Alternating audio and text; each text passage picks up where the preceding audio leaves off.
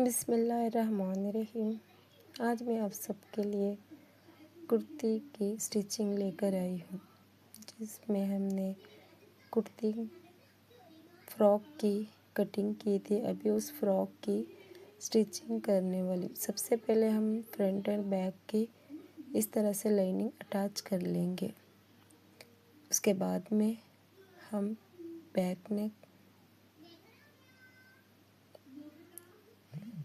Width ताकि 2 inch है और नेक 2 इंच और बैक नेक में एक हुक लगा रही हूँ मैं। उसके लिए 2 इंच की लंबाई लूँगी और ये इस तरह से एक बॉल पिन से इस तरह से मैं अटैच कर लूँगी। उसके बाद में हम राउंड स्टिचिंग कर लेंगे और ये जहाँ पे मैं 2 इंच का मार्क डाली थी उसको इस तरह से हम स्टिचिंग करेंगे। इस तरह से फिर राउंड शेपिंग बना लेंगे। उसके बाद में जहाँ पर हमने स्ट्रेट लाइन किया था वहाँ पे हम इस तरह से कट करेंगे और छोटे छोटे नॉक्स लगाकर इसको टर्न कर लेंगे। इस तरह से हम टर्न करने के बाद में इसको एक किनारी स्टिचिंग डालेंगे। देखो आसानी से हम यहाँ इसमें बच्चों का सर ये हो जाता आ जाता है। नहीं तो अगर हमने 2 इंच विड्थ और 2 इंच लंबाई रखी है तो क्या होता है, बच्चों का सर नहीं जाता है उसके नीचे अंदर। इसलिए ये आसान ये है, नहीं तो हम जिप लगाना पड़ेगा। ये बहुत आसान तरीका है। इस तरह से हम बच्चों का फ्रॉक इजी से स्टिचिंग कर सकते हैं। इसके बाद में हम इस तरह से कट राउंड शेप लेकर फिनिशिंग हो गया। उसके बाद में जो भी हमारी लाइनिंग है उसको इस तरह से अटैच कर लेंगे।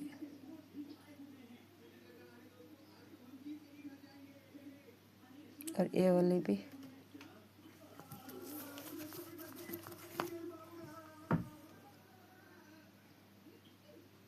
हो गया बैक रेडी। जो भी वेस्ट रहता है उसको हम अच्छे से ट्रिम कर लेंगे, यानी कि हमारी फैब्रिक भी अच्छी लगती है जब वेस्ट हमारा ख़त्म होता है। तो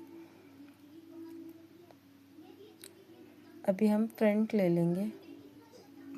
फ्रंट को भी मैं यहाँ पे फैब्रिक नहीं डाल रही हूँ, जो भी हमारी लाइनिंग अस्तर है ना उसी में मैं एडजस्ट कर रही हूँ। इस तरह से शेप देकर नेक को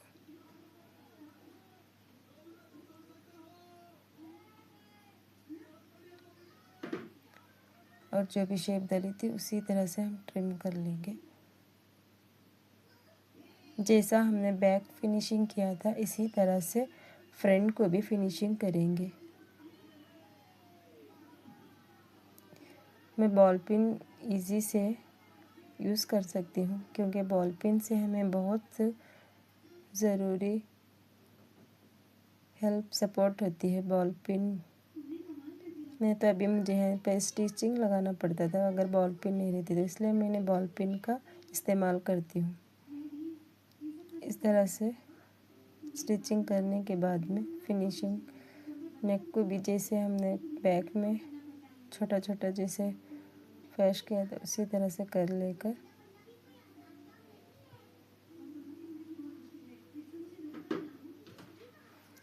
ये पॉइंटेड एक बैक साइड की जो डालते हैं ना, ये भी अच्छे से हमें आयरन करने की ज़रूरत ही नहीं रहती नेकों को।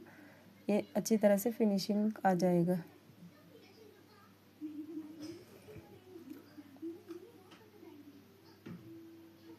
इस तरह से फिनिशिंग। और यहाँ पे मैंने एक छोटी सी लेस भी लगा रही हूँ। मैंने लेस लिया था वाइट कलर की, बट वाइट मुझे सही से नहीं लगा, तो फिर से मैंने गोल्डन कलर की लेस लगाना बेहतर लगा मुझे। और इसे फ्रंट और बैक को हम इस तरह से रखकर अटैचिंग कर लेंगे, क्योंकि हमारे शोल्डर भी फिनिशिंग से आ जाएगा। इस तरह से टर्न कर कर अभी जो भी हमारे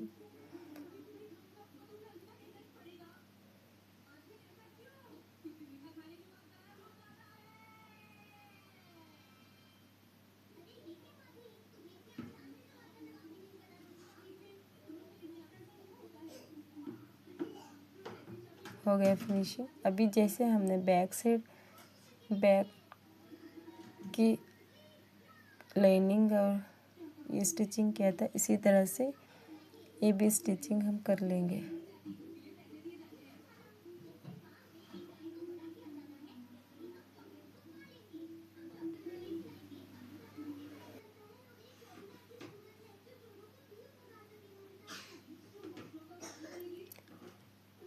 ये बीच बीच में मेरा मशीन का थ्रेड भी कट हो रहा था। उसके बाद में हम लोग फ्रंट को अच्छी तरह से अटैच करके रेडी कर लिया। आर्मोल से आर्मोल को हमने कटिंग स्टिचिंग कर लिया।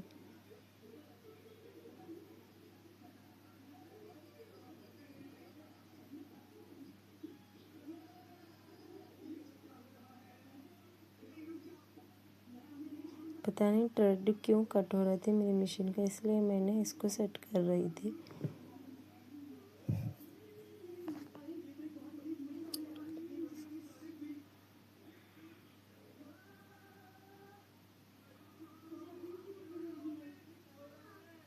इसके बाद में हमने गोल्डन की लेस, जैसा हमने नेक बनाया था इस तरह से इसको बनाकर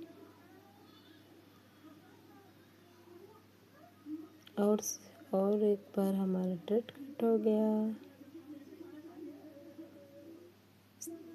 जहाँ पर हमने शेप दिया था वहाँ पर हमारी नीडल को अंदर करके हमने इस तरह से लेना चाहिए।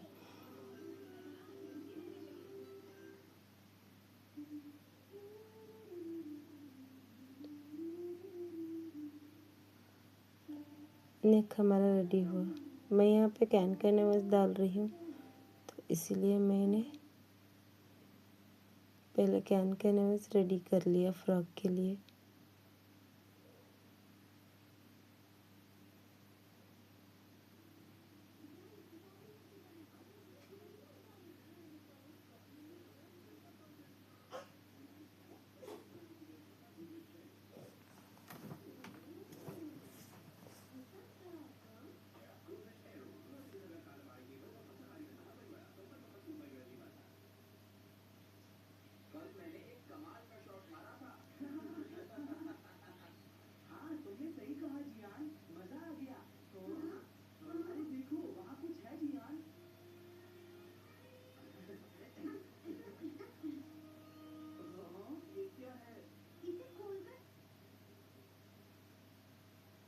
जो भी हमें कैन कैनवास डालते हैं ना, उस पर हमने मेज़र करके इस तरह से हमने लाइनिंग को कैन कैनवास मैंने अटैच कर लिया।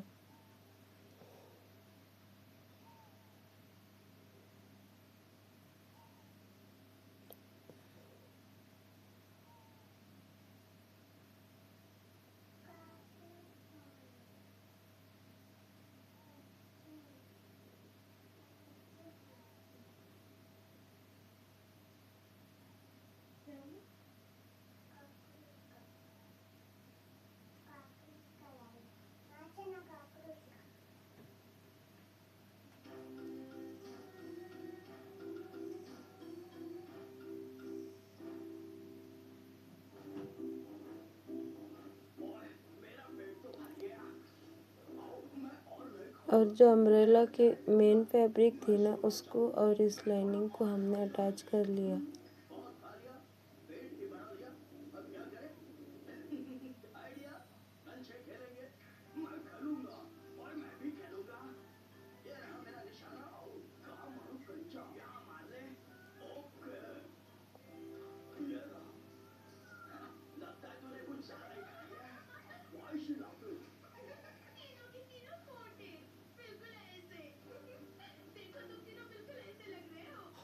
इसके बाद में हमने इस तरह से साइड को अटैच करके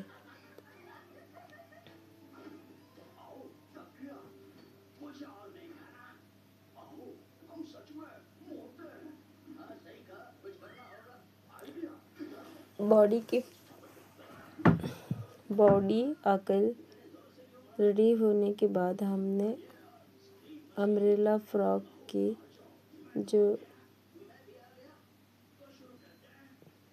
घेरा था उसको इस तरह से हमने अटैच कर रहे हैं।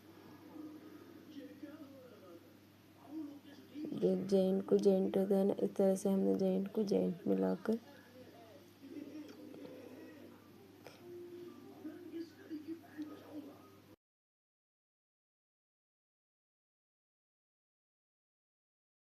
अल्लाह हाफिज़। अपना ख्याल रखिए और तैयार होने के बाद इस तरह से हमारा फ्रॉक रेडी हो जाएगा।